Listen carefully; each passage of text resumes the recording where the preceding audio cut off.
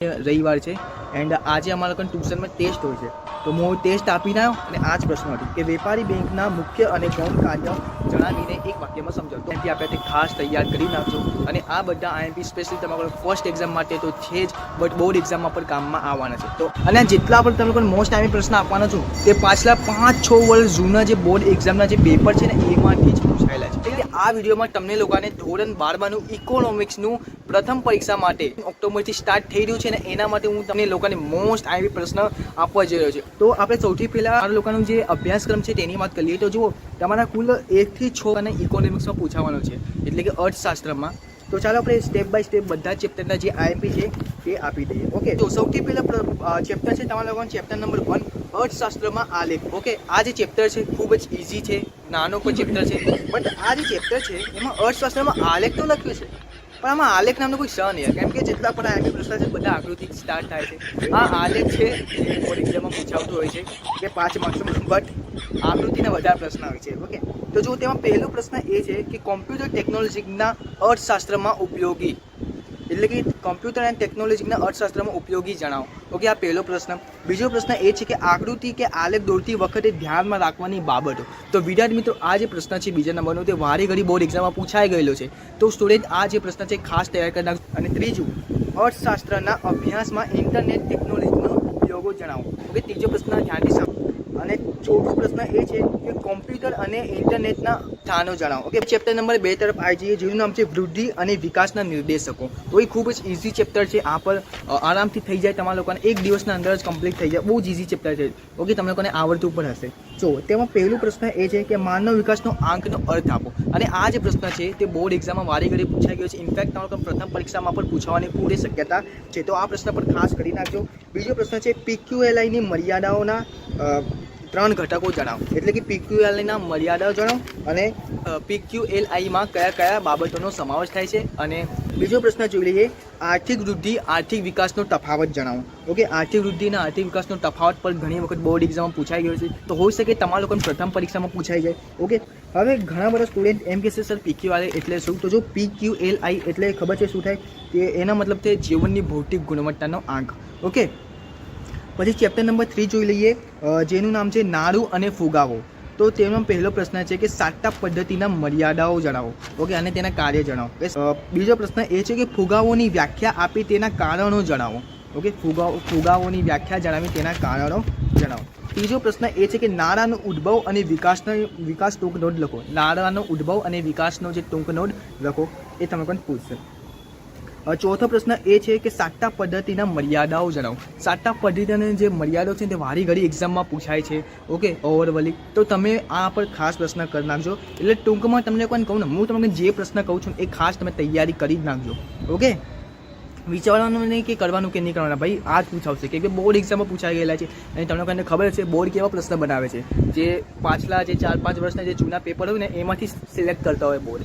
Okay, તો અત્યારે જે હું તમને આઈએમપી આપું છું તો કરજો ને કરજો ખાસ. ઓકે, અને બોર્ડમાં પણ કામ આવશે આ ચેપ્ટર્સના આઈએમપી, યાદ રાખજો. હવે આપણે ચેપ્ટર નંબર 4ની વાત કરી દઈએ. ચેપ્ટર નંબર 4નું નામ છે બેન્કિંગ અને નાણાકીય નીતિ. ઓકે, આ બહુ હાર્ડ ચેપ્ટર છે, ઘણા બધાને લાગે છે, બટ એવું કંઈ છે નહીં. આમ બેન્કિંગ વિશે માહિતી હોય છે. ઓકે, તમને પણ ખ્યાલ જ હશે. ઓકે, તેમાં પહેલો પ્રશ્ન એ છે કે રિઝર્વ બેંક નાણાકીય કાર્યો સમજાવો. ઓકે, રિઝર્વ બેંકના નાણાકીય કાર્યો સમજાવો, પહેલો પ્રશ્ન. બીજો પ્રશ્ન શું છે? વેપારી બેંકના શાખ સર્જન. ઓકે, અને ત્રીજો પ્રશ્ન એ છે કે બેંકની થાપણો વિશે સમજૂતી આપો. ઓકે, અને ચોથો પ્રશ્ન એ છે કે વેપારી બેંક મધ્યસ્થ બેંક સમજાવો. ઓકે, એટલે તફાવત છે વેપારી બેંક અને મધ્યસ્થ બેંકનો તફાવત. આ પણ બોર્ડ એક્ઝામમાં પૂછાઈ ગયેલો છે, તો આ પ્રશ્ન પર ખાસ તૈયાર કરી નાખજો. પાંચમો પ્રશ્ન, આરબીઆઈના નાણાકીય નીતિની ગુણાત્મક સાધનો જણાવો. ઓકે, આરબીઆઈના જે નાણાકીય નીતિના જે ગુણાત્મક સાધનો છે તે પણ જણાવવાનું હોય છે. પછી વેપારી બેંકના મુખ્ય અને ગૌણ કાર્ય જણાવીને એક વાક્યમાં સમજાવો. ઓકે, આ જ એક્ઝામમાં એક વાત કહું, હું આજે રવિવાર છે એન્ડ આજે અમારા લોકોને ટ્યુશનમાં ટેસ્ટ હોય છે, તો હું ટેસ્ટ આપીને આવ્યો અને આ જ પ્રશ્ન હતો કે વેપારી બેંકના મુખ્ય અને ગૌણ કાર્ય જણાવીને એક વાક્યમાં સમજાવો. તો આ પ્રશ્ન પણ તમે ખાસ તૈયાર કરી લેજો, ઇઝી છે, કંઈ હાર્ડ નથી. ઓકે, છઠ્ઠો કે 7મો જે નંબર આવતો હોય પ્રશ્ન, નંબર હું ભૂલી ગયો. ચલો, બીજો પ્રશ્ન જોઈ લઈએ કે આરબીઆઈના ગુણાત્મક અને પરિણાત્મક સાધનોની યાદી એક વાક્યમાં સમજાવો. ઓકે, આરબીઆઈના ગુણાત્મક અને પરિણાત્મક સાધનોની જે યાદી છે ને તે પણ એક વાક્યમાં સમજાવવાનું છે. હવે આપણે જોઈ લઈએ ટૂંક નોટ. ઓકે, ચેપ્ટર નંબર 4ની જ વાત છે. ટૂંક નોટ બેંક રેટ એટલે શું? ઓકે, અથવા બેંક રેટનું આખું ટૂંક નોટ. બેંક રેટ એટલે તમને ખબર જ હશે શું છે. ઓકે, હવે આપણે ચેપ્ટર નંબર 5ની વાત કરી લઈએ છીએ, જેનું નામ છે ગરીબી. ઓકે, તો ગરીબી. ઓકે, તો ગરીબી. ચેપ્ટર નંબર 5નું નામ છે ગરીબી. તો હવે આપણે ગરીબી જોઈ લઈએ. તેમાં પહેલો પ્રશ્ન, ગરીબીના સામાજિક કારણો જણાવો. ઓકે, પછી બીજો પ્રશ્ન, ગરીબીના કોઈ પણ નિર્દેશકો ચર્ચો. અને ત્રીજો પ્રશ્ન ટૂંક નોટ છે મનરેગા. ઓકે, હવે સેક્શન ઈમાં બોર્ડ એક્ઝામમાં પૂછાઈ ગયેલો પ્રશ્ન, ગરીબીના જે નિર્દેશકો છે તે સમજાવો. તમને કીધું. ઓકે, ભારતમાં ગરીબીના કારણો સમજાવો. ભારતમાં જે ગરીબીના જે કારણો છે તે સમજાવવા છે. પછી આયોજન કાર્યોમાં ગરીબી ઘટાડવાના કાર્યો સમજાવો. ઓકે, અને ગરીબી માટે આર્થિક કારણો સમજાવો. ઓકે, ગરીબી માટેના આર્થિક કારણો અને ગરીબી ઘટાડવાના કાર્યો આ ખાસ તૈયાર કરી નાખજો. ચેપ્ટરમાંથી આ જે પ્રશ્ન છે ને, જે હું તમને કીધા, આ વારી ઘડી બોર્ડ એક્ઝામમાં રિપીટ થયેલા છે. ઓકે, હવે ખબર છે ચેપ્ટર નંબર 5 ગયું. હવે ચેપ્ટર નંબર કયું આવશે? 6. ઓકે, અને છઠ્ઠા ચેપ્ટરનું નામ શું છે? બેરોજગાર. ઓકે, બેરોજગારી. હા ને, તો બેરોજગાર કોણ છે? કોણ છે બેરોજગાર? જેમ કે તમે, મને જ જોઈ લો.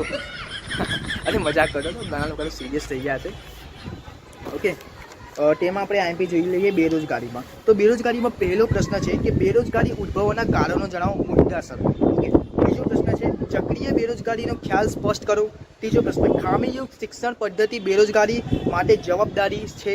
ઓકે, અને ચોથો પ્રશ્ન, પ્રચ્છન્ન બેરોજગારીના સંકલન સમજાવો.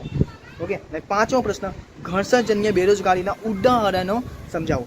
છઠ્ઠો પ્રશ્ન એ છે કે ભારતમાં બેરોજગારીનો ઉદ્ભવવાના 3 કારણો સમજાવો. અને મહાત્મા ગાંધી રાષ્ટ્રીય ગેરંટી યોજના એટલે કે મનરેગા ટૂંકમાં છે તમને કીધું. એમાં બોર્ડ એક્ઝામ પૂછાઈ ગયેલો છે કે ભારતમાં ઉદ્ભવતી બેરોજગારીના 5 કારણો સમજાવો. ઓકે, પછી ભારતમાં બેરોજગારીનો દૂર કરવાનો ઉપયોગો જણાવો. કે ભારતમાં જે બેરોજગારી તેને દૂર કરવાના કોઈ પણ 5 ઉપયોગો જણાવો. ઓકે, તો આ તો હતા તમારા લોકોને સેક્શન સીના મોસ્ટ આઈએમપી, સોરી સેક્શન ડીના મોસ્ટ આઈએમપી જે તમારા લોકોને ડીમાં પૂછાવાના છે. ઓકે, આ 6 ચેપ્ટરમાંથી. તો હવે આપણે સેક્શન સીના મોસ્ટ આઈએમપી જોઈ લઈએ. તો સેક્શન સીમાં મોસ્ટ આઈએમપી તેમાં ચેપ્ટર નંબર પહેલો છે અર્થશાસ્ત્રમાં આલેખ. તેમાં પહેલો પ્રશ્ન, આલેખના પ્રકારો જણાવો. બીજો પ્રશ્ન, અર્થશાસ્ત્રમાં આલેખ અને આકૃતિના મહત્વ સમજાવો. ત્રીજો પ્રશ્ન, આકૃતિના પ્રકારો જણાવો. આકૃતિના કુલ 6 પ્રકારો છે, તમને લોકોને ખ્યાલ હશે. ઓકે, અને ચોથો પ્રશ્ન, ઇન્ટરનેટ ઉપયોગના ભવસ્થાનો જણાવો. ભવસ્થાનો એટલે તેના ગેરફાયદા, તેના નુકસાન કંઈક હોય ને, સમજી ગયા છો તમે લોકો. ઓકે, સ્તંભ. ઓકે, પાંચમો પ્રશ્ન એ છે કે સ્તંભ આકૃતિનો અર્થ આપો. ઓકે, અને છઠ્ઠો પ્રશ્ન એ છે કે આકૃતિ એટલે શું, તે શા માટે દોરવામાં આવે છે. આકૃતિ એટલે શું, શા માટે દોરવામાં આવે છે. ઓકે, અને છેલ્લો પ્રશ્ન, ડેટા સીડીનો ઉપયોગો જણાવો. ઓકે, ડેટા સીડીનો ઉપયોગ જણાવો. ચેપ્ટર નંબર 2 જોઈ લઈએ, વૃદ્ધિ અને વિકાસના નિર્દેશકો. તેમાં પહેલો પ્રશ્ન, આર્થિક વિકાસના લક્ષણો જણાવો. પછી બીજો પ્રશ્ન, આર્થિક વિકાસની મર્યાદાઓ જણાવો. ત્રીજો પ્રશ્ન, રાષ્ટ્રીય આવકના નિર્દેશકના 2 મર્યાદાઓ જણાવો. ઓકે, પછી અપેક્ષિત આયુષ્ય એટલે શું. ઓકે, પાંચમો પ્રશ્ન, માનવ વિકાસના આંકના ઘટકો સમજાવો. તે પછી ઇક્યુએલઆઈના સમાવિષ્ટ થતી બાબતો સમજાવો. ઓકે, અને લાસ્ટ પ્રશ્ન, આર્થિક વિકાસનો અર્થ આપો. ઓકે, આ તો હતા ચેપ્ટર નંબર 2ના આઈએમપી. હવે ચેપ્ટર નંબર 3ના આઈએમપી આપી દીધી છે, જેનું નામ છે નાડું અને ફુગાવો. તેમાં સાટા પદ્ધતિ સાટા પ્રથાની મર્યાદાઓ જણાવો. બીજો પ્રશ્ન, ફુગાવો લક્ષણો જણાવો. ત્રીજો પ્રશ્ન, નાડું વિનિમયનું ઉત્તમ માધ્યમ છે તે સમજાવો. ઓકે, હવે ચોથો પ્રશ્ન, દાબેલો ફુગાવો એટલે શું.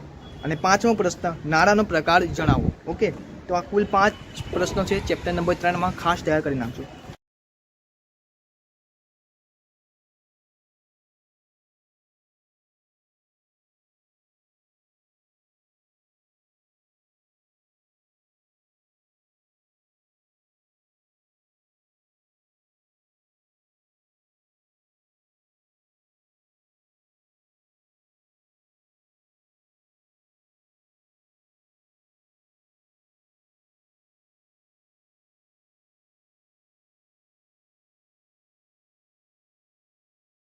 તો વિદ્યાર્થી મિત્રો, મેં તમને જેટલા પણ આઈએમપી આપ્યા તે ખાસ તૈયાર કરી નાખજો.